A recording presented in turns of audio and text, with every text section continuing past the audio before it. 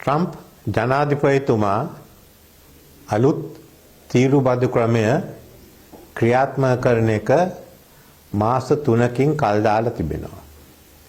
ඒත් මේ මාස 3 අවසන් වෙනකොට මේ තීරු බදු ක්‍රියාත්මක වෙන්න තිබෙනවා. එය ට්‍රම්ප් ජනාධිපතිතුමා ඇත්ත වශයෙන්ම තමන්ගේ මැතිවරණ ප්‍රකාශනයේ සඳහන් කළා දැන් ආරම්භ කරපු එක ආපහු ඉවත් කරන්නට බැරි වෙනවා. අපිට යොදවලා තියෙන තීරු බදු අඩු කරත් ඇත්ත වශයෙන්ම 25ක් 30ක හරි තීරු බදු ගෙවනවා නම් ඒක අපිට විශාල ප්‍රශ්නයක්. මොකද අපේ ව්‍යාපාරවල ලාභාන්තිකය දිහා බලනවා නම් අන්න ඒ තරම් වැඩි තීරු බදු වලින් ලාභ ලබන්න බෑ.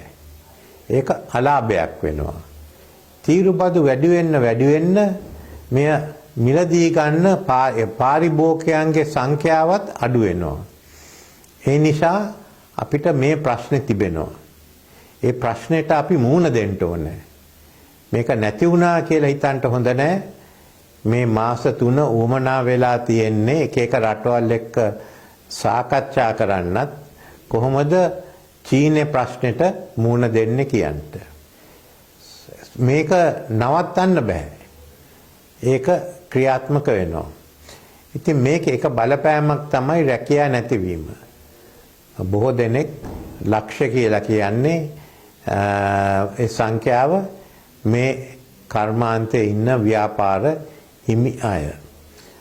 ලක්ෂයක් වුණත් ඊට අඩු වුණත් ඒ ප්‍රමාණය විශාල වෙන්න යනවා.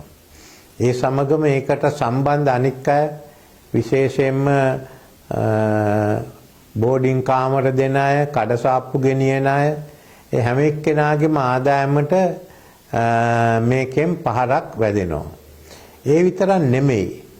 අපේ ආර්ථිකයටත් පහරක් වැදෙනවා. එකක් තියෙන්නේ අපේ ගෙවුම් ශේෂය. තවත් බරක් එනවා.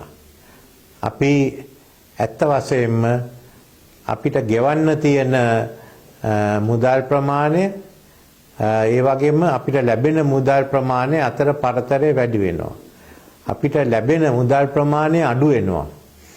ඒ නිසා අපි ණය ගන්න ප්‍රමාණය වැඩි වෙනවා. ඒ අනුව අපිට දැන් විශේෂයෙන්ම ඩොලර් මිලියන 300ක් පමණ ආපහු ගෙවන්න සිදු වෙලා තිබෙන්නේ ඒ කාර්තුවට. දැන් මේ සඳහා මුදල් ගන්නකොට මොකද්ද අපිට සිදු වෙන්නේ? මහ බැංකුවෙන් අරගත්තත්, ණය අරගත්තත් ඇත්ත වශයෙන්ම මේක රුපියලේ වටිනාකම අඩුවීමක්. මේ අර්බුදය නිසා දැන්ට රුපියල තවත් අඩු වෙලා තියෙනවා. ඉතින් මේ ප්‍රශ්න වලට අපි මුහුණ දෙන්න තියෙනවා. අපිට තියෙන්නේ 20 28 ආපහු ගෙවන ඉලක්කය අනුව ක්‍රියා කරන්න. ඉතින් 20 28 ඉලක්කය ගෙවන්න පුළුවන්ද කියලා අපිට දැන් බලන්න සිදු වෙනවා. ඒ වගේම ගිය අවුරුද්දේ අපිට පුළුවන් වුණා 5% වර්ධන වේගයක් ඇති කරන්න. ඒත් මේ අර්බුදය නිසා අපේ වර්ධන වේගය අඩු වෙන්න පුළුවන්. ඉතින් ලංකාවට ප්‍රශ්න ගණනාවක් තියෙනවා මේකේ. එකක් ඇමරිකාව එක්ක සාකච්ඡා කරන්න.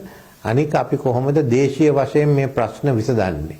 ඉතින් මේ නිසා මේ හදිසි අවස්ථාවක් හැටියට සැලකලා ආණ්ඩුව ගන්න පියවර කුමක්ද කියලා රටට දැනුවත් කරන්න උවමනයි.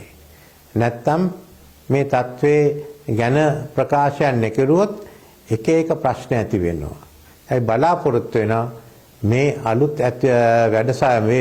අලුත් තත්ත්වයට රජයෙන් වැඩසටහනක් ඉදිරිපත් කරනවා කියලා.